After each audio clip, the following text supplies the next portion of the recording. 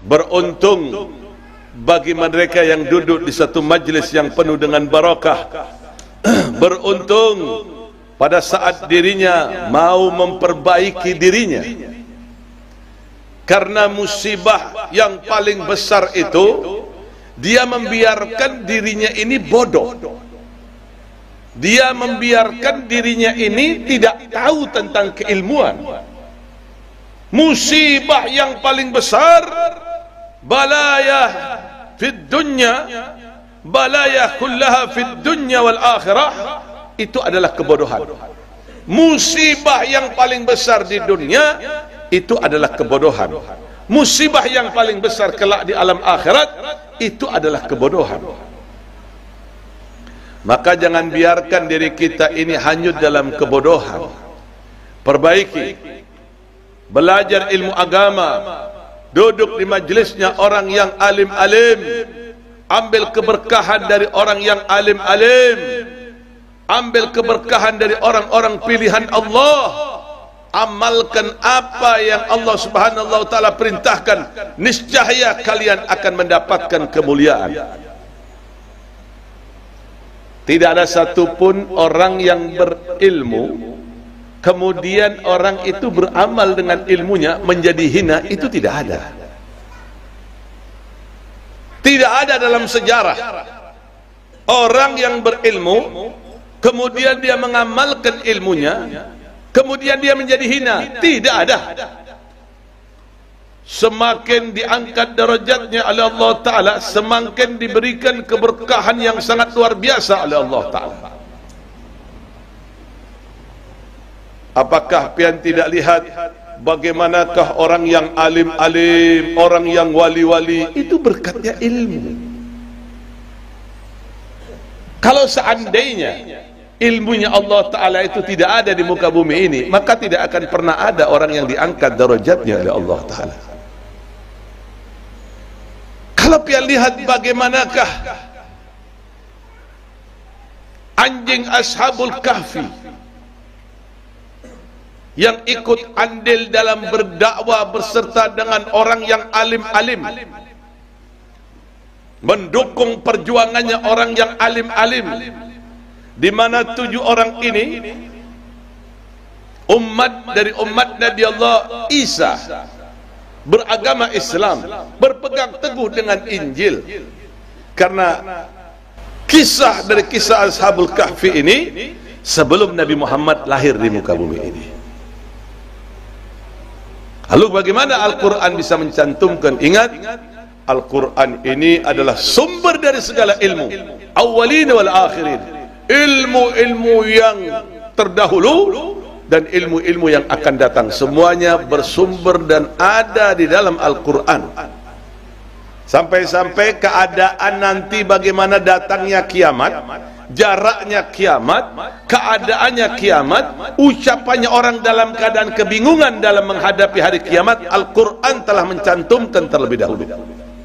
Al-Quran telah menggambarkan bagaimanakah dahsyatnya orang-orang yang dalam kebingungan pada waktu itu. Pada saat 7 orang Ashabul Kahfi ini berdakwah ilallah, menghadapi tantangan-tantangan yang berat, di mana hidup di zaman rezim yang kejam. Rezim pada waktu itu mengaku dirinya Tuhan, tapi rezim pada waktu itu walaupun dirinya mengaku Tuhan kejam, rezim pada waktu itu tidak berijazah palsu.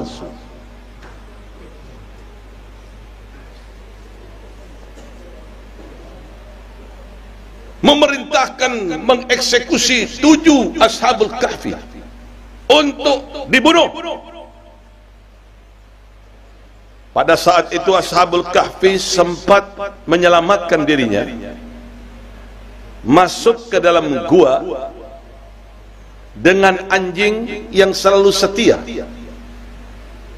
di mana anjing ini selalu ikut andil menjaga 7 Ashabul Kahfi ini.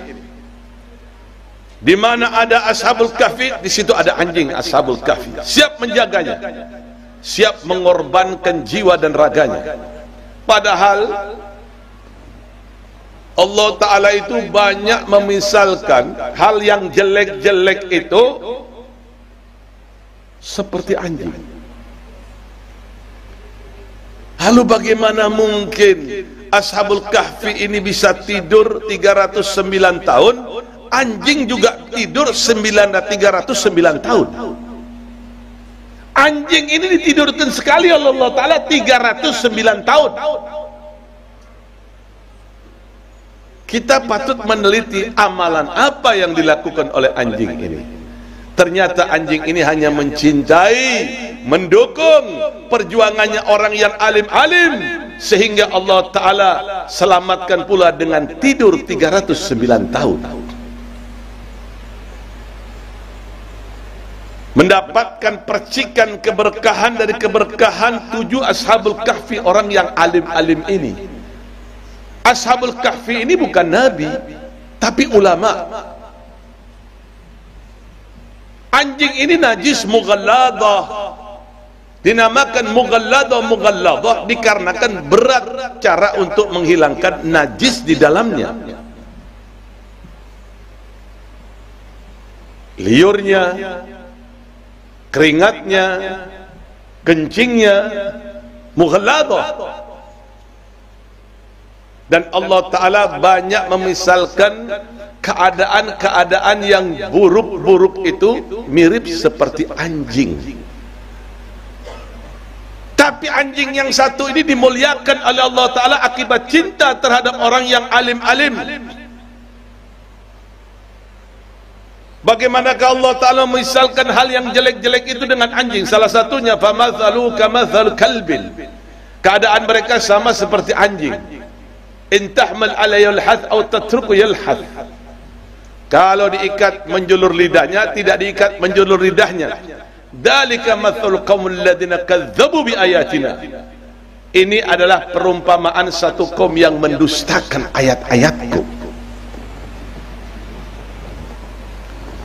Tidak sampai di situ. Di surga ini tempat yang mulia. Tidak ada tempat najis di surga itu, tidak ada. Makanya apa yang di dunia berbeda dengan apa yang di surga. Di dunia orang bisa berusia lanjut, di surga orang tidak bisa berusia lanjut, tetap umurnya 33 tahun. Di dunia orang bisa guringan, garing, guring. Di surga kada ada guring, kada ada garing, kada ada pengen pakai herbal ini itu, nggak ada. Sehat tubuh pian. Di surga tidak ada tempat najis. Mau buang air kecil kah, mau buang air besar kah, setiap istana di surga itu tidak ada WC. Lalu bagaimana makanan-makanan yang ia makan, minuman-minuman yang ia makan akan keluar dari tubuhnya ini misik, keringat yang baunya harum luar biasa, keringat yang sangat luar biasa harumnya.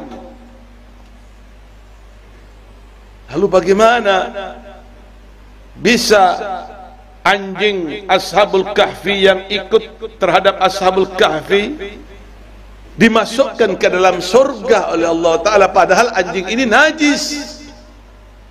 Tidak lain dikarenakan anjing itu cinta kepada ulama, tidak lain karena anjing itu membela terhadap ulama Ashabul Kahfi, tidak lain karena anjing itu mempunyai keikhlasan dan sungguh-sungguh terhadap 7 Ashabul Kahfi, sehingga Allah Ta'ala berikan kepada Ashabul Kahfi. Demikian juga Allah berikan terhadap anjing yang mencintai ulama tadi.